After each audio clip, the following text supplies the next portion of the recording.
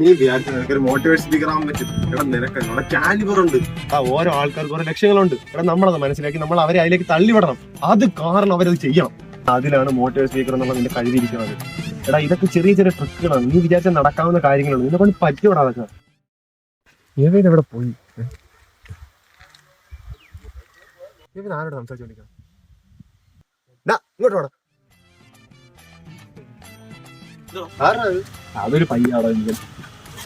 അവൻ അവിടെ തന്നെ നിൽക്കണ. അവനെന്തോ ലൈഫിൽ ഒരുപാട് പ്രോബ്ലംസ് ഒക്കെ ഉണ്ടെന്ന് പറയുന്നു. അതൊക്കെ ചോദിച്ചോന്ന് പറഞ്ഞോണ്ട് നിൽക്കുന്നു. ഓ വിഷമം മാറ്റാനാ. അല്ല നീ എന്താ സംസാരിച്ചോണ്ടിരുന്നു? ഞാൻ അവന് കുറച്ച് മോട്ടിവേഷൻ കൊടുക്കായിരുന്നു. വളരെ നല്ല കാര്യം.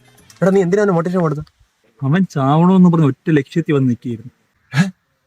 എന്തിനാ നീ അവനെ പിന്തിരിപ്പിച്ചാന്ന് ചോദിച്ചാ ചാടി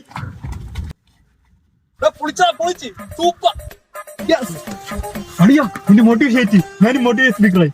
എന്തുവാണോ നീ അവനെ പറഞ്ഞത്? നീയല്ലേ പറഞ്ഞു ആരെ ലക്ഷ്യത്തിന് പിന്തിരിപ്പിക്കല്ലെന്ന്. ഈശ്വരാ, ഇനി ഞാൻ വീണ്ടും അടുത്ത് കേസ് പറയേണ്ടി വരില്ല. കേസാ? ഞാനേ പറഞ്ഞു